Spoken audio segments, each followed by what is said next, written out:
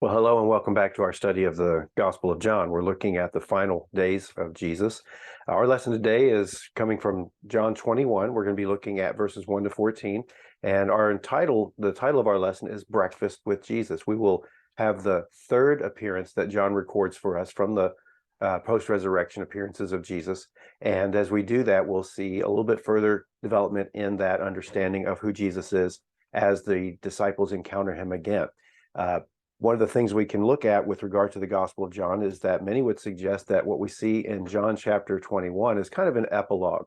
Now, some scholars are going to suggest that this is kind of an addendum to the Gospel of John at some later date. The reality is we don't have any manuscript evidence for that. And what that means is that what we have in the Gospel of John, of all the manuscripts, has always had John 21. It does, from a narrative or a literary standpoint, serve as an epilogue, however, because we've had the original post-resurrection appearances of Jesus, and now we kind of have what we might call the rest of the story. And it will get to what we're talking about in our final lesson with the idea of restoration when we talk about Jesus' conversation with Peter by the fire, and as we see them walking along. And John will conclude his gospel that way. What we're going to see in today's lesson is that third post-resurrection appearance that John records for us, and kind of the mindset of the apostles at this point, as well as what Jesus is doing as he appears from time to time. What we've said in the past is that John, nor Matthew, Luke, or Mark, or nor Luke in the book of Acts, tells us everything that Jesus did with the disciples for the 40 days that he stayed with them after he rose from the dead. It seems to be that what we're seeing here in the Gospel of John is representative of Jesus' ministry after the resurrection, and that is he would appear from time to time. It doesn't seem like he spent a consistent 40 days, although Luke will say it was 40 days. It doesn't seem to be consistent, as we'll see in the lesson today. And what I mean by that is that he would come from time to time to appear to them and give them further teaching. And we'll see one of those appearances today. As we get ready to look at that, though, I want you to go ahead and turn your Bibles to John chapter 21. We'll look at verses 1 to 14. It's a little bit lengthy, but we'll manage it. And then we'll conclude the study of the Gospel of John in our next lesson when we talk about Jesus' restoration of Peter. And that will bring back full circle the unit title, The Beauty of Restoration. As we begin, though, I want to go ahead and share with you what the outline of the text will be. We're going to be looking at John 21, 1 to 14 in 4 sections. And so what we're going to see here is that there will be 4 different elements of the text, not quite evenly divided, but hopefully evenly divided enough that we get a sense of its direction and content. Again, the title of our lesson is Breakfast with Jesus. What we're going to see in the first 3 verses of chapter 21 is the disciples seem to go back to business as usual. We'll see that in a moment. And then Jesus will appear, verses 4 through 8. However, originally or upon first appearance, he will be unknown to them, and then he will be known to them. In other words, they won't recognize him, and then they will. And then verses 9 through 11, there will be a brief sit down that John records for us, Jesus with the apostles. And then verses 12 through 14, breakfast is served, and we'll see there Jesus sharing with them the meal. Let's go ahead and read that text. I'll read it in its entirety, and as I do, just listen along and you'll note the breaks in the text. Then we'll come back and talk about the breakdown of the text in those various divisions that we've highlighted. We're reading John 21, verses 1 to 14 from the New American Standard Bible, the 2020 edition. It reads this way. After these things, Jesus revealed himself again to the disciples at the Sea of Tiberias, and he revealed himself in this way. Simon Peter, Thomas, who was called Didymus, Nathanael of Cana in Galilee, the sons of Zebedee, and 2 others of his disciples were together. Simon Peter said to them, "I'm going fishing." They said to him, "We are also going with you." They went out and got into the boat, and that night they caught nothing. But when the day was now breaking, Jesus stood on the beach. Yet the disciples did not know that it was Jesus. So Jesus said to them, "Children, you do not have any fish to eat, do you?" They answered him, "No." And he said to them, "Cast the net on the right-hand side of the boat, and you will find the fish." So they cast it, and then they were not able, so they cast it, and then they were not able to haul it in because of the great quantity of fish. Therefore, that disciple whom Jesus loved said to Peter, "It is the Lord." So when Simon Peter heard that it was the Lord, he put on his outer garment, for he was stripped for work, and threw himself into the sea. But the other disciples came in the little boat, for they were not far from the land, but about 200 cubits away, dragging the net full of fish. So when they got out of the boat, or excuse me, when they got out on land, they saw a charcoal fire already made and fish placed on it and bread. Jesus said to them, "Bring some of the fish which you have now caught." Simon Peter went up and hauled the net to land full of large fish, 153. And although there were so many, the net was not torn. Jesus said to them, "Come and have breakfast." None of the disciples ventured to inquire of him, "Who are you?" knowing that it was the Lord. Jesus came and took the bread and gave it to them, and the fish likewise. This was now the third time that Jesus revealed himself to the disciples after he was raised from the dead. Well, let's go ahead and take a look at the text. As we said, it's kind of an epilogue. We're seeing another appearance. Excuse me. One of the things you'll see John do in order to move the dialogue and the narrative along is he will introduce a new narrative with the phrase "after this" or "after these things." And that just says this happened sometime later, not giving any kind of time frame per se, but it was sometime later. We're not told exactly when. A standard transition that he uses to kind of move the narrative along. We do know in the last lesson that the first two appearances of Jesus to the disciples took place within about an 8-day span of each other. The first was on the first day of the week, that day he was raised, and then John tells us it was some 8 days later, at least, that Jesus would appear to them again. Here, John does not give us any specific time frame. He just says, "after these things." And then it says that he revealed himself again. Now, what we're seeing here in verse 1 is just a general introduction to the narrative that's going to transpire or follow. And as we just read in verse 14, there will be kind of another summary, kind of bracketing this narrative together. So we see this introductory summary. He's going to appear again. Here it says again, later it'll say the third time. He'll appear again and reveal himself. And so what John is going to do is tell us up front what's going to happen, and now he narrates it for us. It says that this took place on the Sea of Tiberias, and this is the Sea of Galilee. Tiberias would have been an emperor. Other gospels indicate that there would be a time when Jesus would meet with the disciples in Galilee. We see that in the other gospels for sure. Jesus has appeared to the disciples here in Jerusalem, and there are places in the other gospels where he appears in Jerusalem. Key for the other gospels, of course, is the command that Jesus gives when they get to Galilee. What John is doing, again, filling in the gaps, is sharing with us that there was other incident that took place in Galilee when Jesus met with the disciples. And we'll get a more personal sense of this meeting here and then in the next lesson. But we do see that he's going to meet in Galilee. And so we see him on the Sea of Tiberias. And it then concludes verse 1 with, "Here is how he revealed himself." It literally says he revealed himself thusly. So then the narration in verse 2 begins with this select group of 7 disciples. Now, there are these 7. We'll name them to the best we can, and then we'll ask the question, what about the others? So who are there? First listed, and generally when you look at list of the disciples, Peter is listed first. This is not a list of the disciples, but certainly it is an identification of disciples that were involved in this event. First is Simon Peter, and except for one occasion in this narrative, he is referred to as Simon Peter each time. We have Simon Peter, we have Thomas, called Didymus, and what we have here, of course, is the Thomas that was not there the first time. And I don't know that John intends it this way, but I kind of read it this way.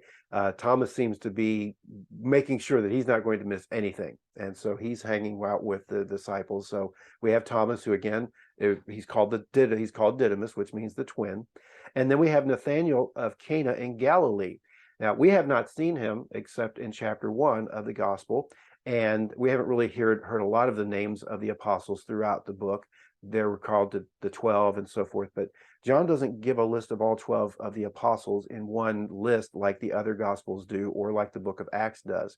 We kind of have to piece it together. Nathanael of Cana in Galilee. This is the one of whom Jesus said there is nothing false in this man.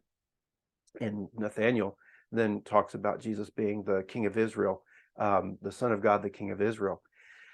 The question is, who is Nathaniel? Because in the list of disciples, in other lists, he's not called that. And so the question is this a disciple of Jesus who's not among the 12, or is he one of the 12 that goes by another name? Traditionally, this is understood to be Bartholomew, and we'll just go with that for now. I just think it's interesting that John offers up a different name here. And then 4 other disciples are mentioned, neither of them by name. The first 2 are the sons of Zebedee. So that would be James and John. And then you have 2 other disciples, and we're not told who they are. We're not given a clue as to who they are. There is some speculation as to one of them being the beloved disciple. Tradition has it that the beloved disciple was John, one of the sons of Zebedee. But we have to leave this as it is. John is only telling us that there were these 7 there at the time. Curious that he doesn't name them. Another offhand comment here, an aside. The Gospel of John never mentions the Apostle John by name. He is only referred to, or the only John that he refers to is John the Baptist. Here we have a close reference, and that is he's called the son of Zebedee, one of the sons of Zebedee. And again, as we'll see in a moment, the reference to the beloved disciple and Peter in conjunction with one another. But we have these 7 that are there. We don't know where the others are. And so we just have to assume that they're out doing other things. It is interesting, is what we'll see in a moment, is what they go back to do. Remember, the title of this section is Back to Business as Usual. Well, in verse 3, we have Simon Peter speak. And he says, I'm going fishing. And it's interesting the way the dialogue presents itself. It's not elementary, but I can just assume that the disciples are kind of speaking in this way. Peter says, I'm going fishing. And the others go, well, we're coming with you. And so it's like, okay, let's go fishing. Well, for Simon and his brother Andrew, and maybe Andrew is among the other disciples that is listed. He's not named, but clearly Simon and Andrew were brothers. He mentioned it was actually Andrew who brought Simon to Jesus at the beginning of the gospel, in one of those preliminary meetings before Jesus actually calls them as apostles. Simon and his brother Andrew were fishermen, and the sons of Zebedee also were fishermen. So it seems to be logical that they would do that. It seems kind of curious that they would do that because only sometime earlier they were hiding away, remember, in Jerusalem behind closed doors. They're back in Galilee. It seems like they're going back to their regular jobs. They're still getting a sense of what it means that Jesus rose from the dead. We know that John believed, and Jesus has commissioned them. But along the way, what we're seeing is that they're going about doing their business. They still have to work. So it says that they went out and they got in the boat, and all night they caught nothing. And that's where the narrative introduces the event. Next, verses 4 through 8, Jesus goes from unknown to known. Let me go ahead and read that text to you again so you can see how this plays out. But when the day was now breaking, Jesus stood on the beach, yet the disciples did not know that it was Jesus. So Jesus said to them, children, you do not have any fish to eat, do you? And they answered him, no. And he said to them, cast the net on the right-hand side of the boat, and you will find the fish. So they cast it, and then they were not able to haul it in because of the great quantity of fish. Therefore that disciple whom Jesus loved said to Peter, it is the Lord. So when Simon Peter heard that it was the Lord, he put on his outer garment, for he was stripped for work, and then he threw himself into the sea. But the other disciples came in the little boat, for they were not far from the land, about 200 cubits away, dragging the net full of fish. Well, it's day breaking. Clearly they were fishing at night. Waters are cooler. The water may have been a little bit more soft and steady, but they didn't catch anything all night. As day is breaking, there is this figure on the beach. The narrator, John, tells us that it was Jesus, but he also tells us that the disciples did not know that it was Jesus. They see this figure, and of course, as day's breaking, it could be the way the shadow is forming. We know that the sun would have come over the hills on the eastern shore, the eastern side of the Galilee, and maybe shown a certain way. We're not told exactly where this event is taking place. We get a sense of that near, I want to say, Capernaum, just to the little bit to the west of Capernaum. There is a site there where it's understood that Jesus reinstates Peter on the shore. So that would be on the northwest side of the Sea of Galilee. John doesn't exactly tell us that. It just says that when they saw this figure, they didn't know that it was Jesus. And it recalls, for me anyway, when Mary was in the garden and Jesus appeared to her and she didn't recognize him. This could be, again, the fact that there is a little bit of a shadow cast. It's daybreak. That means it's probably still sunrise and there's a little bit of sun and darkness. There's not an expectation necessarily to see Jesus. Yes, they have seen Jesus prior to this, but they're not making that connection yet. What is going to happen, though, is they'll recognize him, even though they don't ask and he doesn't say, they know. Verse 5, he calls out to them and calls them children. Now, it's interesting because this is a word of affection. It means children. There's one other place in the Gospel of John where Jesus refers to the disciples as children. It's at the beginning of the farewell discourse in John chapter 13, specifically verse 33, though that's a different word for child. Here it's the word paideia. There's the word teknon. Maybe a little different age group, but maybe just a little bit of a word of affection there. John will later in the first and second and third letters of John refer to the children of, or the the followers of Jesus as children, teknon. Maybe he's referring to them in a little bit more affectionate term here. I find it curious that he does this simply because it is more affectionate.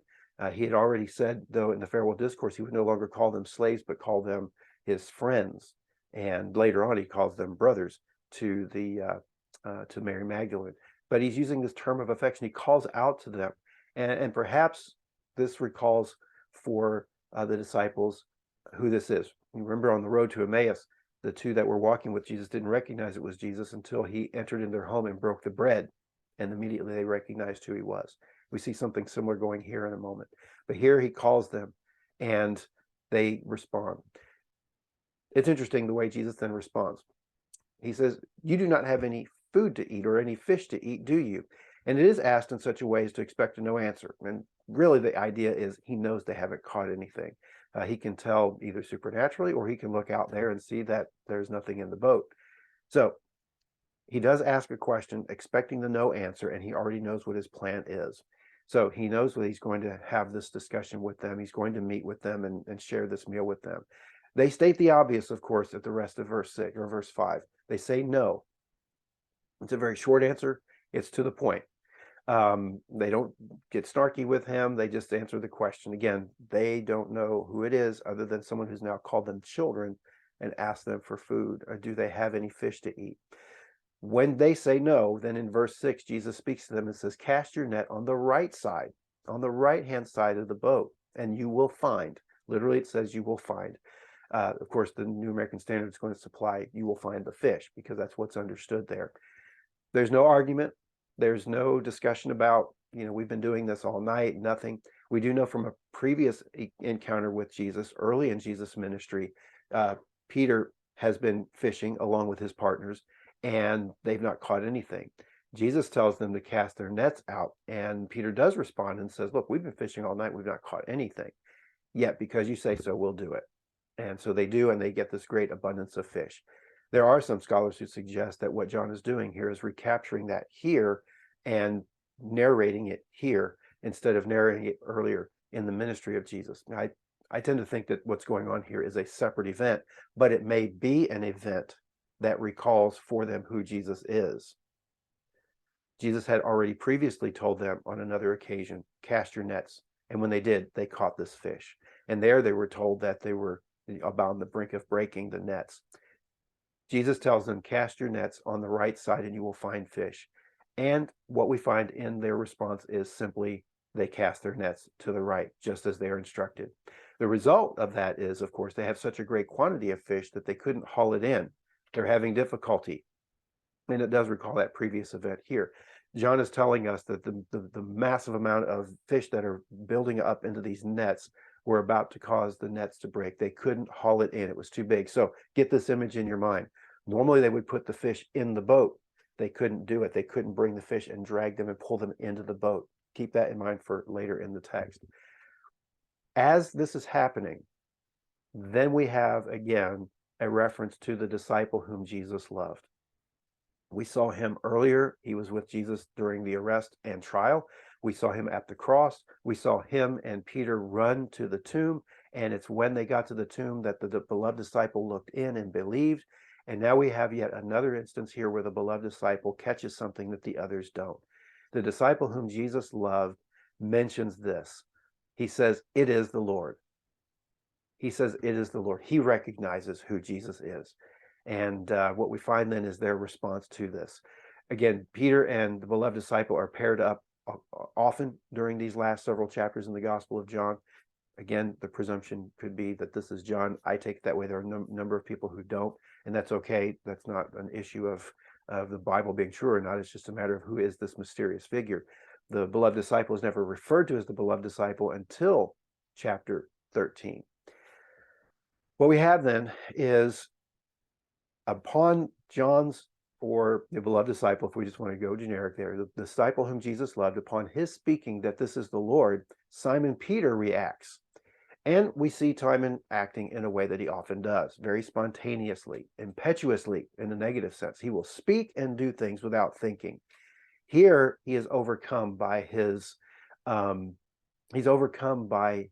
reaction. And so what he does is he does something that's almost without thinking. What he does is he then puts on his outer garment. He had been fishing. He'd been, quote, in his work clothes or whatever it was he was stripped down to in order to fish. Then he puts on his outer garment and then he swims to the shore. Now, we're told that it's about 200 cubits. That's around 100 yards. How deep the water is out 100 yards offshore is hard to say. At some point, he may have been swimming and then he catches his feet and he makes his way up to the shore. The issue, of course, is that he puts on something that might weigh him down. Is he so impetuous that he's not thinking? He doesn't want to miss the jacket? Who knows? It says he threw himself into the sea. And of course, then he makes his way toward Jesus. What John then does in the narration is then flip it back to the other disciples and tells us in verse 8 what they're doing. It says they stayed in the boat. And then it comes off with Peter taking himself toward the shore, and then they follow after him. How long it takes them to get there, it's hard to say. It's clear that they get there afterwards. They're still pulling that haul of fish. John again tells us, like you said, it was not very far from the shore. The NASB uses the old measurement terminology with cubits, so 200 cubits, about 100 yards, okay? It seems like they are dragging then the nets full of fish with them. We may come back, if time allows, and talk about possible symbolism here, both in terms of the fish nets not breaking and the number of fish that are there. We'll talk about at least some speculation in that regard. So what we have the narration doing is moving forward. We have Jesus unknown and then known. The disciple whom Jesus loved recognizes him, calls him out as the Lord, and then they start making their way to shore. Verses 9 through 11, then we have the sit down with Jesus, and it reads this way. So when they got out on land, they saw a charcoal fire already made and fish placed on it and bread. Let's stop there for a second. So they get to land and they get out, and we're told that there's already a fire burning. Now, the way that the narration reads, obviously, it seems that that fire was not there before. In the time that it took the disciples to get from 200 cubits or 100 yards to shore, Jesus has started a fire, one that wasn't there before, and it's charcoal. Now, the NASB is going to indicate that there was not a fire, and then there was a fire by inserting the adverb already. So when you read that, it's not really in the text, but the implication is that it went from being no fire to there being a fire. Jesus has started the fire, and it's been warming already. What they find there when they get there is not only the fire, but also fish on the fire already cooking, and Jesus has bread with him. Then in verse 10, he invites them to join him, but says, bring some of the fish that you have caught now. Bring some of that fish. So Simon Peter went up and hauled the net to land full of large fish, 153. And although there were so many, the net was not torn. So a couple of things to look at. One, Jesus is only bringing some of the fish. I don't know how many fish that would have been. We know that there are 7 of them as disciples. There is Jesus. Jesus already has some fish on the fire. So he invites them to join him with some of their fish. Simon does something unusual. We are told that in the water, they couldn't haul the net into the boat. Yet here what we have in Peter, maybe with the adrenaline flowing, who knows, is he goes up and hauls the net to land, brings it onto land, and then we're told that it was that net that was full of large fish. Earlier it was just fish, now it's large fish, and 153, and none of the net was torn, even though there were so many. So what do we have going here? I want to key in on the idea of a charcoal fire as we get ready to next week's lesson, but I want you to at least think about this. When Jesus sees Peter, after Peter denies Jesus on the night of his arrest, we're told that Peter was warming himself by a fire at night. Keep that in mind when we hear now the charcoal fire, but it's morning. Next lesson, our last lesson of this unit, is going to have a discussion between Jesus and Peter. Keep this symbolism, keep that idea in mind. Now, one of the things we note is that there is the fire, there are the fish, and there is the bread. And so what we're seeing here is Jesus preparing a meal for them to share with them. And it recalls for me, perhaps for you, the fact that Jesus had fed the 5,000 with the bread and the fishes. It recalls for me too a parallel with the Gospel of Luke, when the two on the road to Emmaus recognized who Jesus was when he broke the bread. Now that was that was a different situation or a different appearance of Jesus. That happened the day of Jesus' resurrection, and then he makes his way back to the disciples that night. But you encounter the breaking of the bread, and that would have occurred for them on a number of occasions. It would have been at the upper room during the Last Supper. It would have been during the feeding of the 5,000, possibly the feeding of the 4,000. But here again, we have Jesus doing what he does. He's providing food for them. And then, of course, we said he invites them to bring the fish that they have. Now, there are a couple of things that we might think of regarding symbolism, and I'll put it out there, and you can make note of that and do it with it what you will. But I do think there's still a hint of message here for us beyond simply John telling us this is how it happened. I think that's the larger part of it, but there may be a meaning behind that. First, that it was such a large amount of, or such a large haul of fish, even though they were large and there was 153 fish, the nets were not torn. One of the things I can see taking place here with the other symbolism that we have in the Gospel of John is that what John is reporting for us is kind of prophetic and yet a fulfillment of a prophecy that has still yet to be fulfilled, and that is this.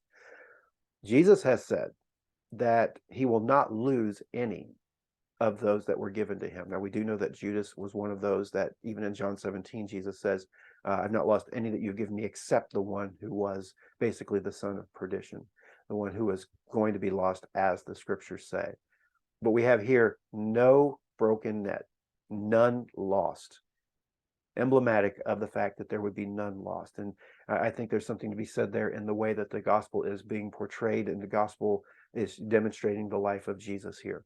Now, more curious and up for more speculation, and at this point we may just be careful here, I'll point it out and then move on, is the fact that John tells us there were 153 fish. There have been no avenue avoided, I should say, in order to try and figure out what does the 153 mean. So let me take a stab at it with a couple of historical examples. One is to suggest that the number 153 is a triangular number. And what that means is that you take the successive numbers and you add 1, 2, 3, 4 in that order. 1 plus 2 plus 3 plus 4 plus 5. So you basically see a triangle forming. 1, 2, 3, 4, 5. It continues to build and build and build.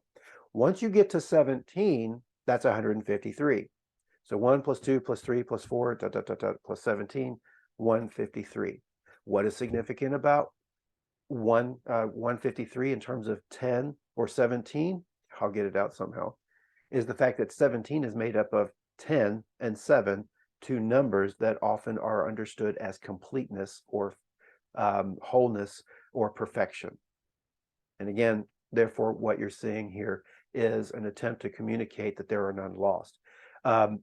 It is suggestive of triangular number also, that you have some sense of the Trinity there. The speculation can go on and on.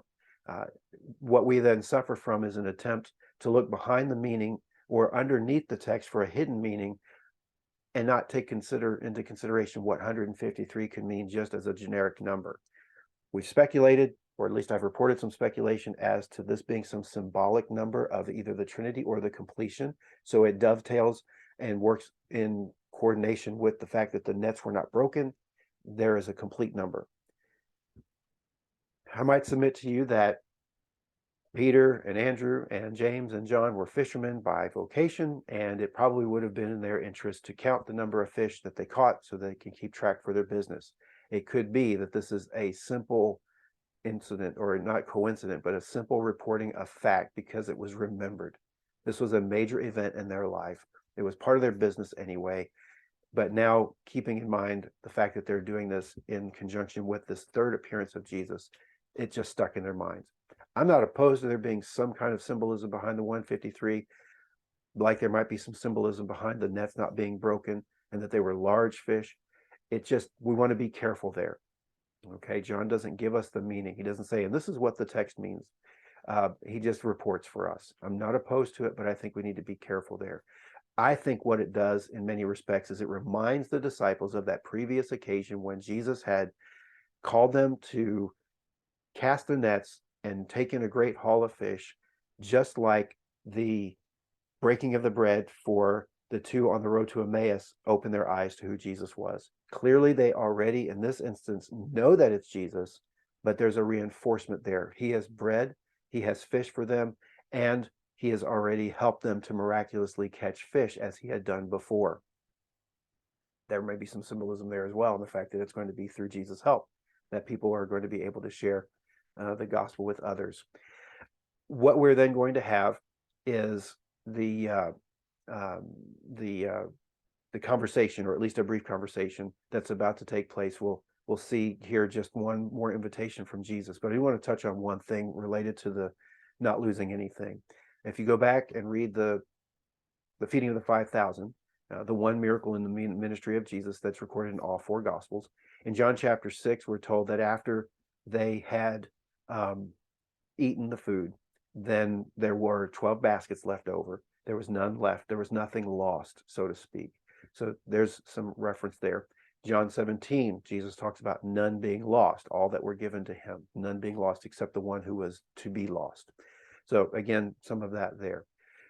Keep in mind then what's taking place step by step. They're out on the sea, they come to shore, and it's really interesting the way that John is going to narrate their demeanor among themselves around Jesus, almost giddy-like, if you will.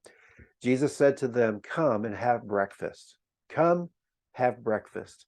And then John, for some reasons, feels it's necessary for us to hear this.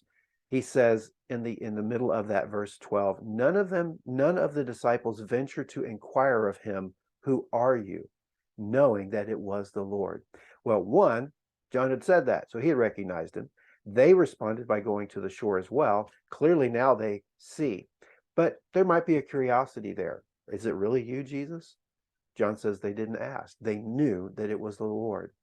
Then John tells us one last thing before we get to the next lesson, in the next section of this passage. And that is, it says in verse 13, Jesus came and took the bread and gave it to them, and the fish likewise. So we've got the great catch of fish that reminds them of who Jesus is. We have then the feeding of them again with the bread and the fish.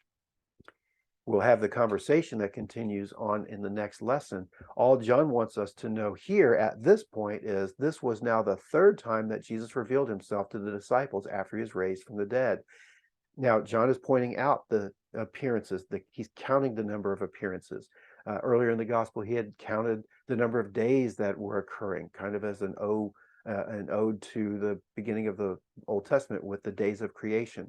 He then tells us about the number of signs that Jesus performed early on in the ministry. He doesn't continue counting those numbers, but it's curious that he says this is now the third time that Jesus has appeared to them after having been raised from the dead. Well, with next week's lesson, of course, we're going to see the continuing conversation that takes place on the sea, but I want to again have you key in on the fact that they're around a fire, and we'll then talk about that and then the conversation Peter has with Jesus in light of a conversation Peter had with people around him in a fire or around a fire in the time that Jesus was being tried and under arrest. Well, a little bit of a choppy speech there, but what we're seeing here is another end toward the narration of the Gospel of John, and John is going to wind it down for us in the ensuing verses of this chapter. So he ends like he began. Jesus again appeared to the disciples. This is now the third time Jesus appeared to his disciples. Notice then, as we conclude, the reinforcement of the resurrection appearances, or I should say, how the recurring resurrection appearances affirm for the disciples that Jesus really rose from the dead. We're seeing here that confirmation, that affirmation that's going to end up giving them the boldness that they have. We're reading here a narrative that is unique to John. We're seeing John filling in the gaps for us, some of the things that the other Gospels did not mention. And I'm using the phrase filling in the gaps not because they left anything out. It's that they were particular in what they provided. John knows of other stories that his readers would want to hear, knowing that they probably already are aware of the other Gospels, or at least the content in those Gospels. So he wants to fill in. He wants to tell us some more of, quote, the rest of the story.